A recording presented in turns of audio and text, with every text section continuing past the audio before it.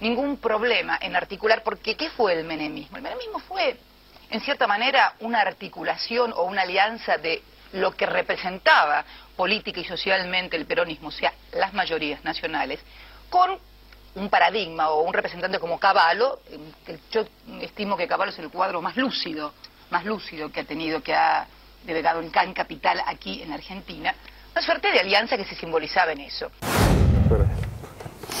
Bueno, cambia el tiempo, cambian las opiniones. Parece que nadie resiste un archivo, Sí, ¿no? Nadie. Nadie, Martín. Bueno, un momento delicado, ¿no? Un momento difícil porque tenés el problema económico y tenés el contexto político también. ¿Cómo lo estás viendo esto? ¿Crees que es un ataque del mercado contra una política cambiaria? ¿Cómo lo ves?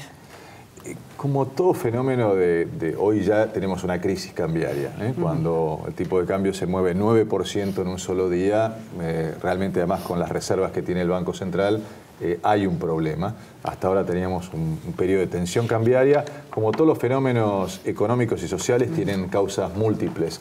Lo importante es que este problema tiene solución. Argentina tiene hoy las reservas en el Banco Central, tiene idoneidad. Si se ponen todos los instrumentos para fortalecer la demanda de pesos, Argentina puede capear esta crisis perfectamente. ¿Y qué tiene que hacer? Abrir todas las ventanillas de liquidez que pueda poseer el Banco Central, tanto en mercados presentes como en mercados futuros, para darle tranquilidad a la gente. Y una vez logrado superar la corrida cambiaria, hay que complementar esto con un programa económico que realmente balice el camino de las principales variables que maneja el gobierno. Me refiero al gasto público, a la emisión monetaria, a las políticas de ingresos, es decir, las políticas, los salarios, las retribuciones que paga el sector público. Esas tres políticas que son la base de una política macroeconómica, hay que balizar el camino hacia adelante. Deduzco que vos crees que no hay plan económico, entonces. No, no hay plan. Está claro que lo que vemos es, vamos a irla llevando en el día a día. Yo veo muy buenos profesionales, muy buenas intenciones, honestidad, para llevar los problemas adelante. Algunos han dejado carreras profesionales importantes, con lo cual es muy valorable, pero no hay un sentido de dirección de las principales variables que maneja el gobierno. No hay también un programa que ponga en marcha el consumo, la inversión y las exportaciones, que son las tres ruedas que debe tener cualquier programa económico. Pero sobre todo no hay un sendero. Vos tenés que saber que si vas por una ruta, esa ruta está iluminada y vos podés ver a 2, 3, 4, 5 kilómetros, a 2, 3 años vista, porque las decisiones que tomamos, importantes que tomamos cada uno de nosotros, tenemos que tener un horizonte y para eso se necesita un programa económico. Hay un aspecto de esta crisis, como vos decís, que estamos viviendo, que tiene que ver con una cuestión que es muy técnica, pero que la gente en 3 días ha tenido que aprenderla, que es este famoso tema de qué está pasando con los inversores extranjeros que compraron Levax y que de la mañana a la noche se están yendo todos. Claro. Están liquidando, que es, no sé, decime vos qué porcentaje, pero es una parte de lo que detonó esta crisis. Sí, señor. Ahora, tanto tiempo discutiendo sobre el tema de si había que grabar la renta financiera o no, tantos gobiernos, y justo ahora, y este gobierno es el que aflojó con ese tema, porque esto estaba en la reforma de noviembre. Sí, pero déjame ir un paso más atrás. ¿Para qué se crearon las LEVAC? Y en esto quizás un poquito de historia la creó un gran presidente que tuvo el Banco Central, Mario Blecher, que le tocó vivir 6 meses de furia, porque le tocó vivir el 2002. Sí, claro. ¿Para qué creó Mario las LEVAC? Para poder absorber exceso de pesos que había en el mercado. Es decir, fueron un instrumento que se llama técnicamente de esterilización monetaria. No es un bono para que ganen renta los inversores. No es un título del Tesoro para ver si le puedo sacar un manguito más o un manguito menos. Entonces, ¿por qué dejamos que inversores extranjeros compraran títulos del Banco Central? ¿Por qué permitimos que hubiera la mejor ganancia del mundo que hubo el año pasado? En el mundo fue la ganancia financiera. Traer dólares, traer euros, cambiarlos, colocarlos en LEVAC y en 3-4 meses con el tipo de cambio planchado te hacías ganancias en dólares del 10-12%. Entonces, ¿por qué permitiste esto? Vos lo que decís de la renta financiera también, pero digo, acá hubo una política cambiaria equivocada. Hoy estamos pagando el costo de haber dejado esto que técnicamente se llama carry trade. Es decir, traer dólares, como lo llamamos siempre la bicicleta. Traer dólares, lo cambiaste por pesos, utilizaste un instrumento del Banco Central que no es un instrumento de inversión, Digo, una letra del Tesoro, un bono del Tesoro argentino, brasileño, de los Estados Unidos, es un título de inversión. Fenómeno. ¿Querés entrar? ¿Querés comprar? ¿Querés abrir la cuenta capital? Perfecto. Ahora, un título que se crea para esterilizar el exceso de pesos que hay en la economía, que se utilice como un título de inversión, ha sido un error que hoy lo estamos pagando. Era una bicicleta en la que se metieron hasta los empleados. En algún momento la gente cobraba el sueldo y estaba esperando la licitación para entrar. Claro, pero ahí, Rubén, lo que tenías es, el empleado cobraba pesos y los colocaba en pesos. Es cierto. El otro traía dólares. El otro traía dólares. Los dólares se cambiaban a pesos, es decir, generabas un exceso de pesos, que después obligabas a más LEVAC para esterilizarlo. Realmente... Ahora hay un vencimiento gigante.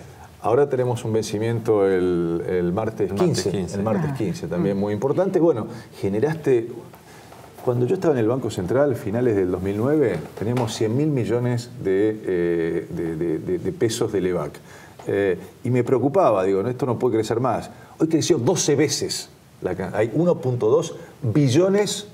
Creo que el vencimiento de la semana que viene es de 680.000 millones. Sí. Entonces, bueno, creaste esto y ahora, digamos, son errores de política económica que tuviste y ahora los estás pagando. Ahora, Martín, el hecho de que haya una tensión, realmente una discusión muy grande, esto es información, entre Mario Quintana y Sturzenegger, tampoco ayuda. No, claro. No, esto, Clara, en una crisis cambiaria tiene que haber una sola voz autorizada, y alguien que, por supuesto, esté al comando y también dé señales claras. Y en esto, digo, no ha habido señales claras, ni desde la política, digo, ha habido confusión, ni tampoco desde lo técnico. Si vos dijiste que no ibas a intervenir, después terminás interviniendo. Si decís que le querés hacer pagar a los tenedores de LEVAC si se quieren ir $1 caro, y resulta que vendiste dólares la semana pasada a 20,50. Vendiste 1.400 millones de dólares, 20,50. Y hoy lo dejaste correr hasta 23. Entonces, ¿no querías que los inversores extranjeros pagaran caro el dólar para irse? Bueno, déjalo correr hasta que se vaya y después intervenir. Hay claramente errores. Entonces, hay marchas y contramarchas. Entonces, vos a la gente le tenés que decir, voy por acá y estoy convencido que este es el camino y voy a poner todos los instrumentos para volver a fortalecer al peso en la Argentina. Y los tienen. Entonces vos no podés hacer cosas erráticas, hoy por un lado, hoy por el otro, y esto es lo que está causando también confusión. Ahora el mazazo del central, como decían hoy los operadores, tiene que ser enorme.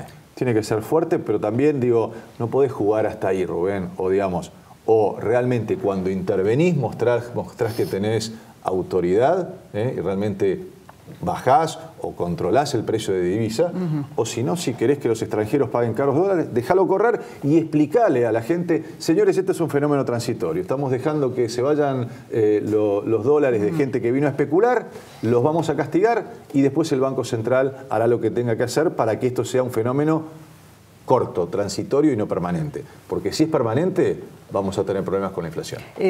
Martín, ahora, ¿cómo torcés? Porque la economía es confianza, es expectativas. ¿Cómo torcés lo que hoy parece casi caótico?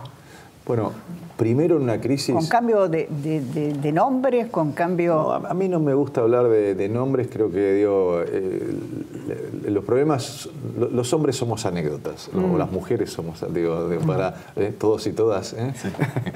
No te metas en eso. Sí. Ya está, ya había pasado. Pero no, lo que digo es, los hombres somos anécdotas. Digo, en definitiva es las políticas lo que quedan. Está claro que esta política cambiaria, no ha dado resultado y por lo tanto hoy lo que tiene que abrir el Banco Central son todas las ventanillas en donde pueda dar liquidez en dólares y mostrarle al mercado si está dispuesto a que el tipo de cambio sea 23, como terminó convalidándolo hoy a las 3 de la tarde, bueno, tiene que poner todos los instrumentos, abrir ventanillas de liquidez, permitir que haya canjes voluntarios de gente que quiere comprar dólares, de gente que quería comprar dólares a futuro. Tiene que ser clara la política cuando compra y vende en el mercado futuro, con lo cual primero es fortalecer el peso, parar la corrida y después complementarlo con una sana política macroeconómica. Una sana política macroeconómica significa que todos los brazos de esas políticas, el brazo fiscal, el brazo monetario... Eso tiene que haber alguien como un ministro, viste, que Sí. lo han marcado muchos economistas, Bueno, eso acá de lo Pablo. dice casi todo el mundo. Todo el mundo, Sí. ¿no? Yo creo que ahí yo hago una salvedad con la personalidad. Está claro que el presidente, por su experiencia, y los hombres, como decía Ortega, somos el ser y nuestras circunstancias. Y las circunstancias nos van marcando. Y está claro que para el presidente la circunstancia de haber sido presidente de Boca y haber tenido que soportar a un Bianchi en el equipo y que lo dejara pagando en una conferencia de prensa, que hoy la puedes ver por YouTube cualquiera, pone Macri Bianchi y lo ves, o tuvo que soportarlo a Riquelme o a Maradona, tipos que se creían más importantes. Han tenido momentos terribles. Exacto, entonces dice, no quiero un tipo así en mi gabinete. Entonces, digo, eso hay que respetarlo. Lo que sí necesitamos es alguien que pueda hacer que todas las políticas que lleva cada uno de los ministros vayan en una misma dirección. Digo, si vos queremos que este año tener una inflación del 20%, así que el gasto público crezca al 20%, que la emisión monetaria, la cantidad de pesos que tenemos crezca al 20% y la política salarial del gobierno, todas hacia un mismo número. Parece que es medio como cantado el tema de la multiplicidad de ministros. Sí. Porque no es solamente los que son ministros. Correcto. Es decir, cuando alguien desde afuera pregunta, bueno, a ver, ¿quién está al comando de la lucha contra la inflación en Argentina? Bueno, nosotros lo tenemos a Duhovne en el Ministerio de Economía. Y si tenés que hablar de pedir plata prestada, tenés que ir a verlo a Caputo. Pero después, además, tenemos en el área de infraestructura y energía 3 ministros distintos. Y además de eso, si necesitas que te firmen un papel, tenés que ir a la Casa Rosada y tenés que verlo a Lopetegui. Lo tenés que ver a Quintana y te tiene que dar el visto bueno el jefe de gabinete, que es el otro ministro de Economía, y además después el presidente. Es una cancha de River de gente. Sí, pero ese es un dato de cómo el presidente conduce. Digamos, cada uno conduce de la manera que le va. El organigrama es a imagen y semejanza de quien conduce y del presidente, con lo cual, digo, él es el que, si le resulta útil o no. Ahora, con este esquema, lo que digo es, está bien, esto es lo que el presidente eligió, pero, señor, haga que todos sus ministros vayan hacia un mismo número y balicen el camino por lo menos a 2 o 3 Que años. se lleven bien, ¿no? Entre todos.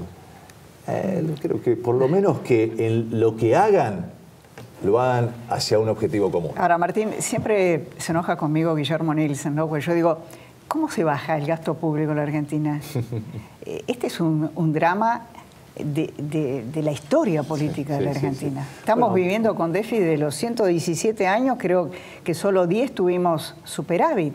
Vos lo decías en tu introducción, si uno tuviera que hacer una síntesis de la clase dirigente en la Argentina, hacia una clase dirigente que sobregasta, se sobreendeuda y no tiene límite. Yo creo que ha llegado el momento de poner un límite a todo esto, pero para esto se necesita tener ciertos consensos básicos y vamos a los temas políticos, ¿no? Las cosas que hay que hacer. Y hay que hacer mucho en materia de gasto público. A veces se dice, hay tanto de salarios, hay tanto de jubilaciones, no se puede tocar nada. Si uno mira repartición por repartición, hoy yo estaba mirando, y tengo el mayor de los respetos por el Ministro de Justicia, ¿en qué gasta 18.000 millones de pesos el Ministerio de Justicia? Y te estoy dando una repartición pública.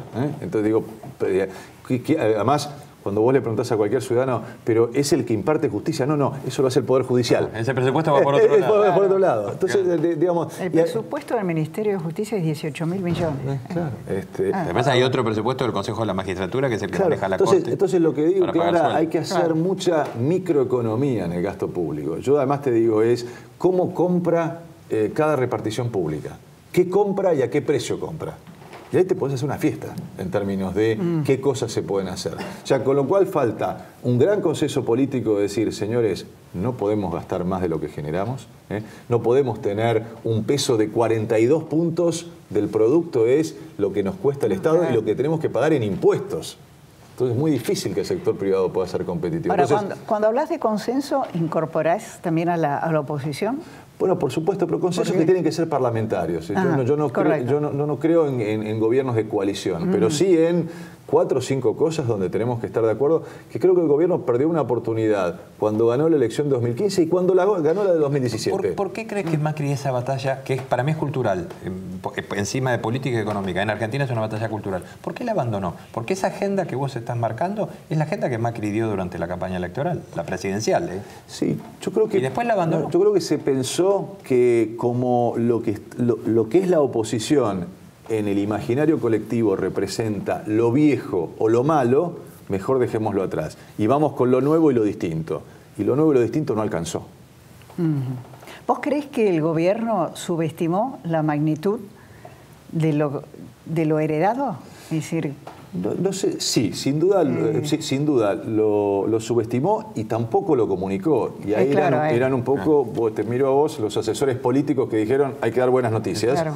Miremos para adelante y no hagamos beneficio de inventario. Y el momento de decir, señores, me dejaron un desastre, porque me dejaron una bomba de tiempo que había que sacar cada cable como correspondía, era realmente el 10 de diciembre donde, digo, todos sabíamos que ¿por qué termina el gobierno de Cristina? No solo porque la gente estaba cansada de su estilo, sino que fueron 4 años de muy mala economía. La Argentina no creció desde el 2011 hasta el 2015, con lo cual, digo, ni siquiera le daba satisfacción económica. O sea que había hasta una base como para contarle a la gente la verdad. Bueno, ayer miércoles en el Rotary fue el comentario central de Santiago Kovalov. Claro. Dijo, hay que haber dicho, somos un país enfermo, convaleciente. Claro, ese marketing del optimismo y del optimismo, él consideraba que había sido un error político del gobierno. Claro. Es que una cosa es con marketing ganar las elecciones, y otra cosa es con marketing gobernar. El gobierno hay que gobernar con sustancia. Hizo un informe, recuerdan ustedes, sobre la herencia, que el presidente lo llevó con él a la Asamblea Legislativa y el presidente no lo explicó, no lo quiso decir ni siquiera en el Congreso. Es decir, había una decisión política clara. Correcto. Porque los números los tenían para contarlo. Por supuesto, en la Asamblea Legislativa de 2016. Exacto. ¿Qué debemos esperar de aquí al futuro? Porque la gente está con mucha inquietud, la gente ha tomado créditos. Lo que hay es incertidumbre hoy. Es lo que vos, aún con las personas que les va bien, con la mejor buena voluntad, todos, ¿qué nos va a pasar, claro? Porque hay memoria, los pueblos tienen memoria. Sí, no hay que extrapolar el pasado para mirar el futuro.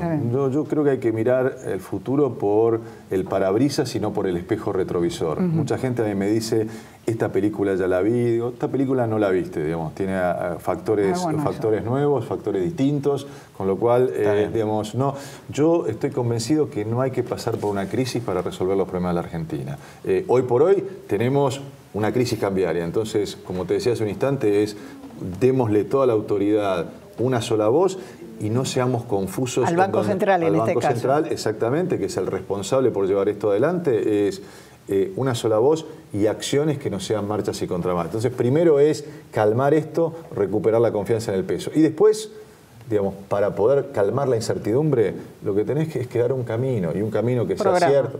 Un camino que sea cierto, concreto, metas plurianuales, decirle, mire, vamos a ir por acá, el consumo va a crecer por acá, la inversión va a crecer por acá, las exportaciones vamos a ganar mercados. El gobierno no ha aprovechado la buena imagen internacional que ha ganado el presidente para que podamos ganar más exportaciones, o sea que son problemas todos solubles lo de la Argentina, o sea que tranquilidad de que no hay que pasar una crisis y, bueno, tiempo al gobierno para que tome las medidas correctas. Bueno, la última pregunta sería, nos queda un minutito, el tema tarifas. ¿Está bien manejado el tema tarifas? Porque está lo del gobierno, los disparates de algunos proyectos de la oposición. ¿Cómo lo ves?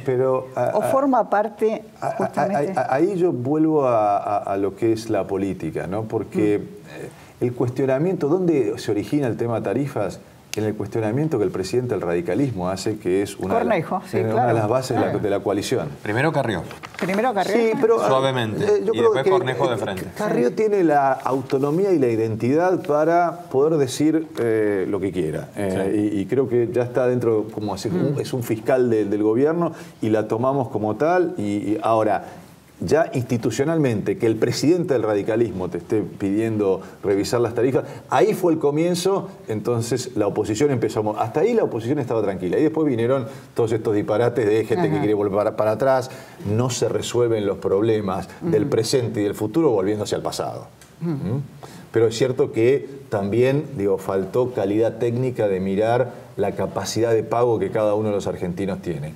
No es lo mismo pagar la luz en Recoleta que pagarla en Mataderos o en Soldati. Entonces, segmentemos bien y ahí hubo un trazo grueso que se podría haber hecho mejor. Martín, muchas gracias. Gracias a ustedes. Fue un gusto tenerte como siempre. Bueno.